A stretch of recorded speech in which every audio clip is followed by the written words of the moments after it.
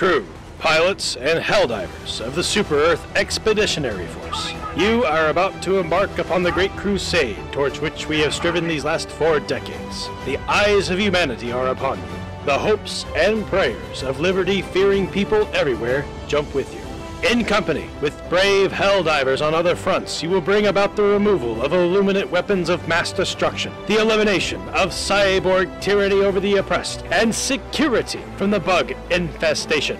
Your task will not be an easy one. Your enemy is numerous, well-equipped, and battle-hardened. They will fight savagely, and you will always be outnumbered. But this is the year 2084.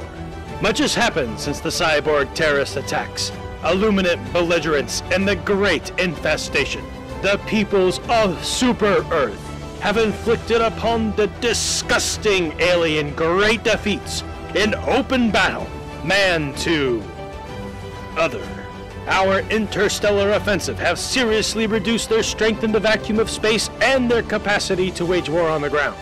Our managed democracy has given us an overwhelming superiority in skill of arms and placed at our disposal stalwart defenders of freedom, willing to dive into the most dire of circumstances.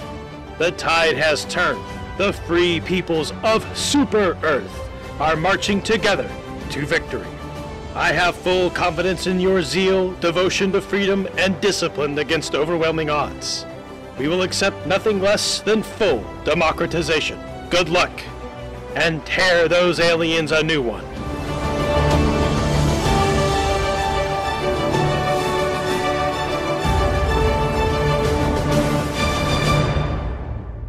Buckle up and pray for death, because we're dropping into the shit, boys.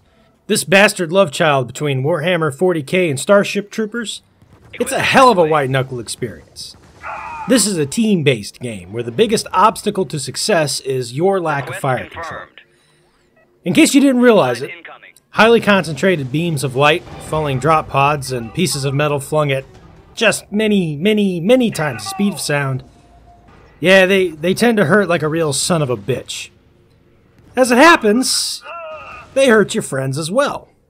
It's brutal.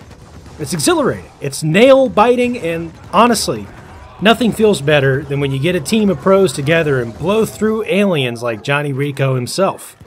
Alright, since I'm talking about Johnny Rico, can we talk about the absolute classic that is Starship Troopers? I have some complaints. Where the hell are the armored fighting vehicles? Where are the combat controllers? Where are the tactics in general? I mean, God almighty. I guess cover and concealment doesn't matter with bugs, but, you know, a rolling barrage sure as hell would.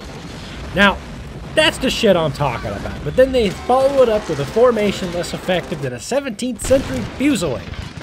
These bastards seem to think the human Zerg Rush is the greatest tactic ever devised by human minds. I mean, good sweet Patton's Ghost, whatever happened to mechanized infantry? I bet these bugs wouldn't appreciate the 25mm Bushmaster. Just give these asshats a Bradley.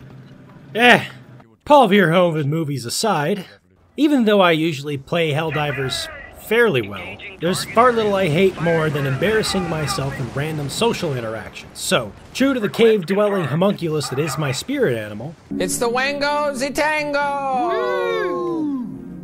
I play alone. Not entirely true. My wife kicks ass at Helldivers, but being the tunnel-dwelling antisocial skaven that I am, I usually have more time than her to play video games, and have thus devised methods for me to dive into the breach alone. Now, the deciding factor of how you will play the mission is what you bring with you.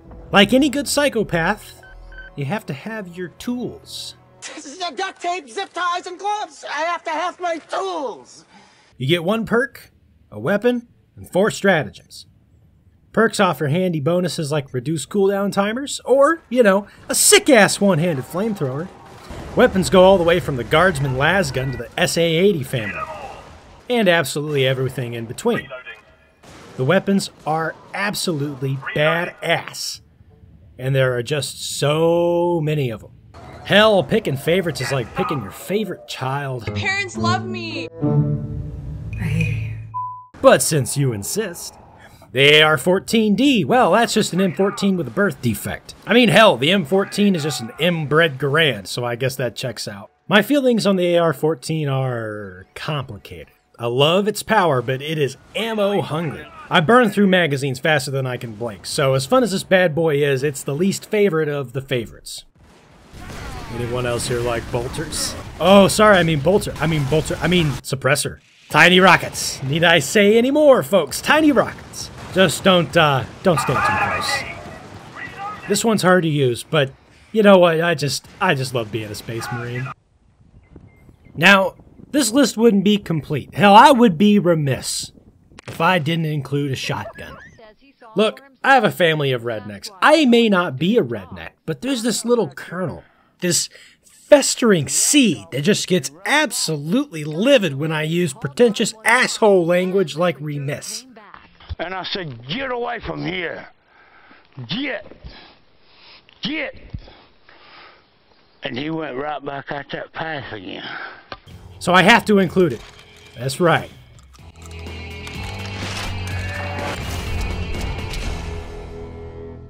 Hey, look, boys, I found me some of that incendiary ammunition.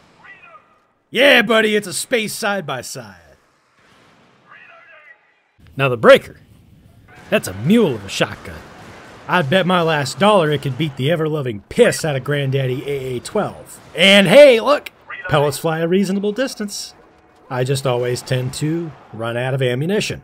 So let's solve that ammo problem.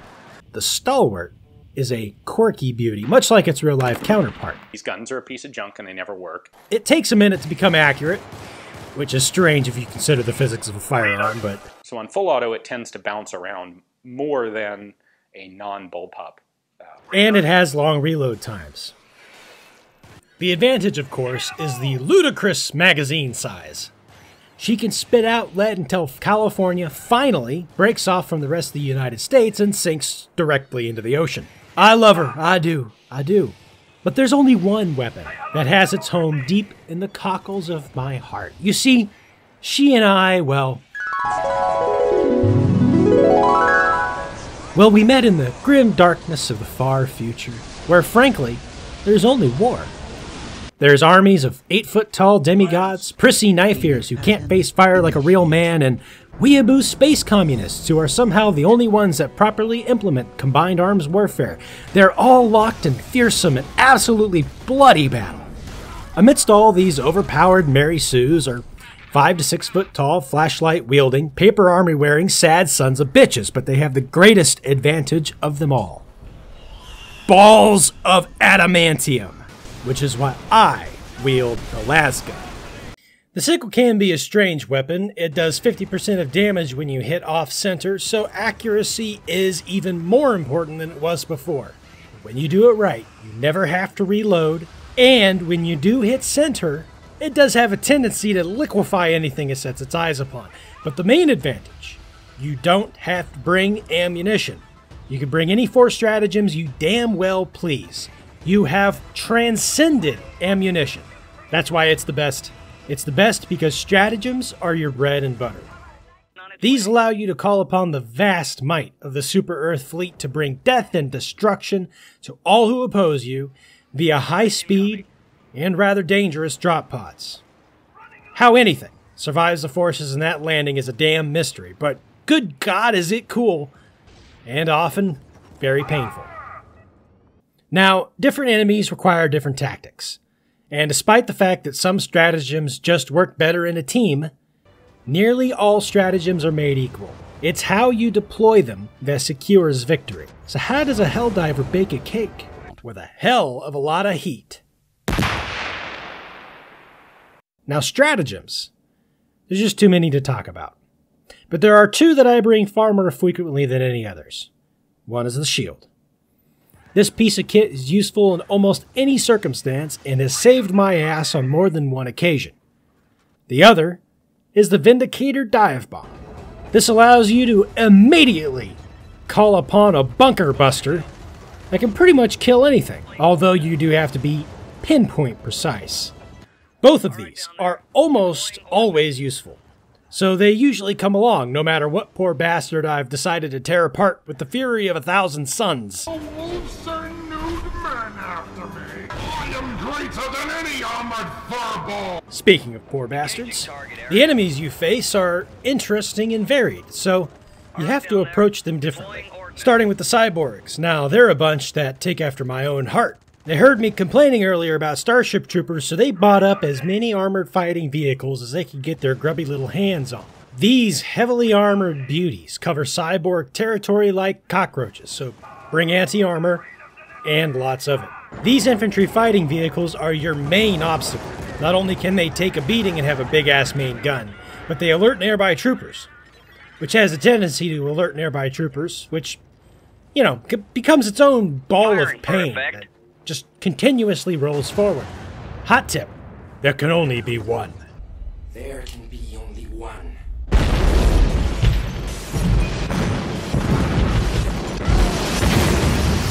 The best thing to do is immobilize the dirty commie in the corner of the screen and sit happily out of his reach while you take the objective. Then there's bugs. These ugly wagon jackers do have the most heavily armored peons in the game, but frankly they're nothing a well-placed shell can't handle. I don't bring anti-armor for bugs. For a proper extermination method, I use poison. Don't just call an exterminator, call an expert. Outside of bugs, the sprayer's nearly worthless. Hell, you try hosing down a Challenger hardened for nuclear, biological, and chemical warfare and just tell me how that works out for you. But the pest control sprayer is purpose-built for insect eradication. Heavy armor doesn't mean shit when rotenone seeps through your exoskeleton. Plus, it has a slowing effect, which helps with these slap-happy bastards. That and fire support. Just always bring fire support. Now, the Illuminant. These no-good, stuck-up, holier-than-thou, Fat-ass, bug-eyed, stiff-legged, spotty-lipped, worm-headed sack of monkey shit! prissy, yellow-bellied cowards hide behind drones because life has inherent value and all species are to be respected. Bullshit! These technophiles die easy once you get through their shields.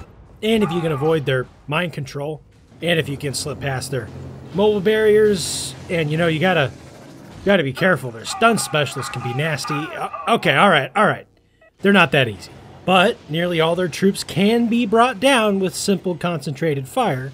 Just as always, the key to kicking ass is fire control. They have the weakest scouts in the game, so staying sharp and on point is key to not getting reamed by the technological combined arms terror that is the Illuminate military. That and, yeah, you guessed it, fire support. Particularly something that hits multiple times, like the strafing run or airstrike. But yeah, that's all I want to talk about. Honestly, I could go ad nauseum about the different weapons and their inspirations, but part of the fun is trying it for yourself.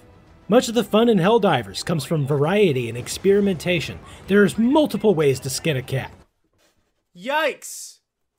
The number of possible loadouts is astronomical. Sometimes when you try something new, you get ass blasted, and sometimes you become Rambo incarnate. The truth is, every Helldiver has their favorites. Just depends on how you want to play, how well you play with certain mechanics, and sometimes it depends on sweet, sweet Fortuna. Good luck, Helldivers! And may the fire of Ares be with you.